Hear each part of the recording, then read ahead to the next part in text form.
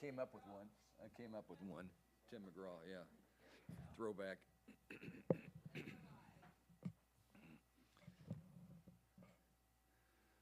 Corey, you ready? Fantastic.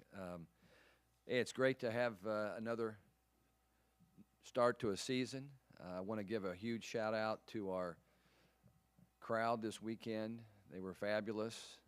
They did their very, very best to will our team to wins. We just couldn't quite get as many as we should have, but the block party was in top form, and the rest of the crowd also was willing as well. But we ended up playing 3 matches. We won 1, we lost 2.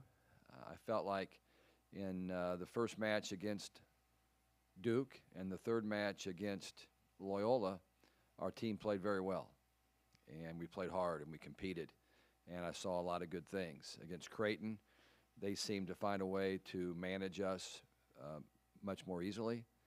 Even though we had chances to win all those sets, we just couldn't get it going the way we wanted to. It seemed like it was a grind on Saturday for us, but I give Creighton a lot of credit for that. I thought Loyola yesterday was an amazing team because they took really our best shot.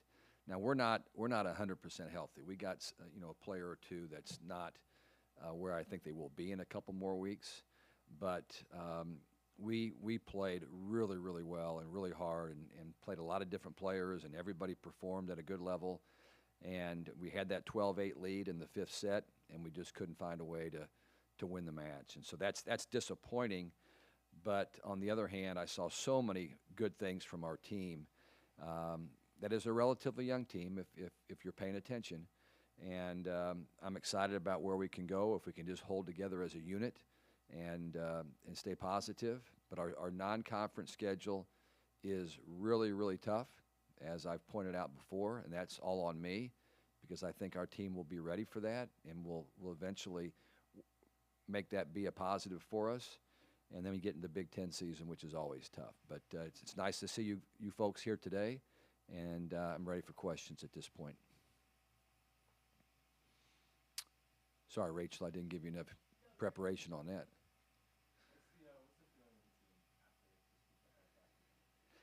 Well, keep in mind, I was just with them for a few moments after the match, and let them know how I felt about the way that they played, and that the schedule's going to be tough, and we just have to keep grinding and getting better. But I think that they're fine. Young people are resilient, much more resilient than people that are my age. But I bounced back very well from the weekend, and we're ready to go. We have a very short turnaround. I didn't mention that. We leave Wednesday for Kansas. I would guess when the poll comes out today, both Kansas and Marquette will be in the top 25. I think Marquette was around in the top 15, but they lost a match to Western Kentucky, but also beat Dayton. Kansas won both their matches this weekend. So I think both of those will be top 25 teams. So our team had better be getting geared up and ready to play. We play Kansas Thursday, Marquette on Friday. Is that how it usually is, just on to the next one with them? Oh, yeah. That's college sports. You can't – you like – if you win, you like to be able to enjoy it, for, the rest of the day. But then you have to turn your page. I think, when I look at this past weekend, we had a good match against Duke. And I think that impacted us the next day against Creighton. And, again, we're a young team that probably hasn't had as many players go through this routine to where you have to not get on social media all night long, okay? You have to get prepared. You're better off getting on what we have. It's called Volumetrics. It's a software where you're looking at your performance on the match you played, or you're looking at the next team. We have all this stuff breaking down. So we're better off on Volumetrics than we are on Twitter and Instagram, just for future reference. You already spoke to Loyola. Did they surprise you? Did you catch their game against Creighton? They did not surprise me a bit. Last year we played them in Knoxville the first weekend, and they did not compete against us for whatever reason. They did not play well, but we knew that they were good, and I think they may have beaten Tennessee in that tournament. And I knew when we scheduled them that they were going to be very good. I just felt like on our home court we would find a way to be able to beat them. They have three incredible arms. They're two left side hitters, big time swingers. Their right side player won the match for him. Ball just jumps off her hand. And, we made some adjustments during the course of the match, which helped us. But at the end of the day, that right side player, what is her name? Bannett? Yeah, Bannett. I'm sorry, I might, after somebody beats you, you probably should know their name. I just know that she's really, really good, and we knew that going in. But we had a little matchup issue with her, and she took full advantage of it. So Loyola's top 25 team, in my opinion. I'm on the voting poll, 60 coaches that vote for the AVCA poll. I had them in the top 25, and people are probably going to say, well, just because they beat you. Well, they could have beaten Creighton. They were ahead late in every one of those sets against Creighton. They hammered Duke, who turned around and beat Creighton. And so I really feel like Loyola is 100% legit. Maybe one of the top mid-major programs in the country. Do you remember where you put them? I think I put them at 24. I'm just guessing without that in front of me. Yeah. Thank you.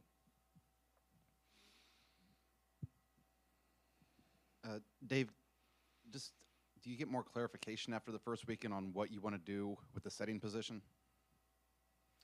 May have got more confusing, to be honest with you.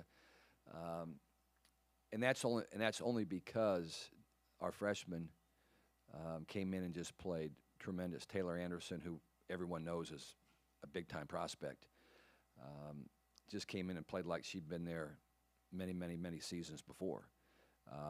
We have actually three setters that are playing well. Our starter was Lauren Poulter, who's a transfer from Denver, grad transfer, and she's still recovering from off-season injury, actually an injury from last fall. And it's one of those deals that really takes about 7 months before you get to close to top form. She's actually ahead of schedule. But she's still probably not jumping or moving quite at the level that she will as this season progresses.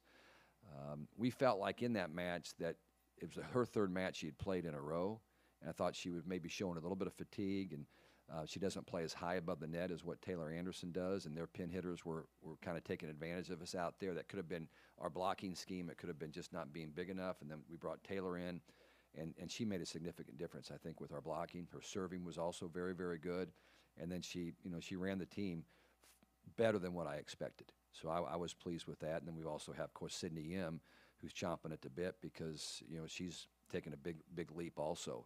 So I'd say it's gotten more confusing, but I'm not sure that that's a bad thing. If everybody just understands we're going to try to put the best team on the floor, and it might be a different player from night to night. And then with Eva, I know that she wasn't with you throughout the spring, summer.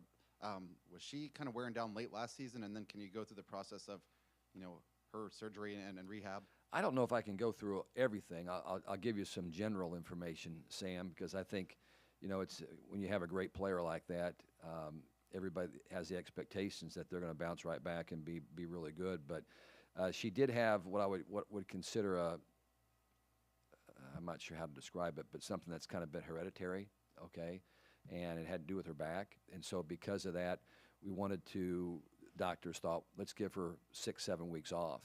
Well, that was right, start of the summer into the first day of practice. So she was shut down during that entire time. So for us to expect that she's going to be, best player in the Big Ten right now would be a real stretch. And she's given us everything that she's got. She's one of the most competitive individuals I've ever been around. And so she wants to try to do everything. She doesn't want to leave the floor. She wants to stay on the court and do everything possible. We got her some breaks. But I think that she's just not quite in the condition she needs to be the best she can be. So that will take some time, but I fully expect that in the course of the next 3-4 weeks, hopefully by Big Ten season, she'll be in top form. No, she's still really good, but I don't think we lose the match yesterday if she's in top condition. I mean, you're up 12-8 in the fifth set, and we were that close to winning. And her hitting numbers yesterday were not as good. She's hitting great shots, but she's just not quite where I think that she would like to be. When you mentioned that fifth set leading 12-8 and then even creating some close ones that first set 28-26, why do you think they couldn't close it out at the end? Well, the easy answer is that we were playing a lot of young players that But, one of our young players clearly is one of the most competitive individuals that you'll ever find in Chloe Chacoin, and also a really good player. But I just think that the two teams we played were really good and had a lot more experience than we did. And sometimes you like your home crowd because it helps you and everything else. But sometimes teams come in here, and if they got big-time players, and all of a sudden there's 2,500 people making a lot of noise, their level also rises. And I thought we got Creighton and Loyola's best shot. That's easy for a coach to say when you lose, but I think if you ask their coach, they would tell you that they really came to play, and they played at a high level. And we're not quite good enough yet to shut some things down that we would like to shut down. Although with Creighton, one of our goals was to shut down their All-American outside hitter, Nora Sis. And you look at her numbers, we did a good job with that. And so I felt like if we really contained her, we would have a chance to win. And in theory, we did, because all those games were close. But we didn't get a good performance in that match from a couple players that we expected as well. So it's just a matter of growing and maturing some of these younger players and getting everybody healthy. And again, I'm not discouraged about the weekend. I mean, I felt like yesterday we played as well as we could possibly play, everything considered. So I think it was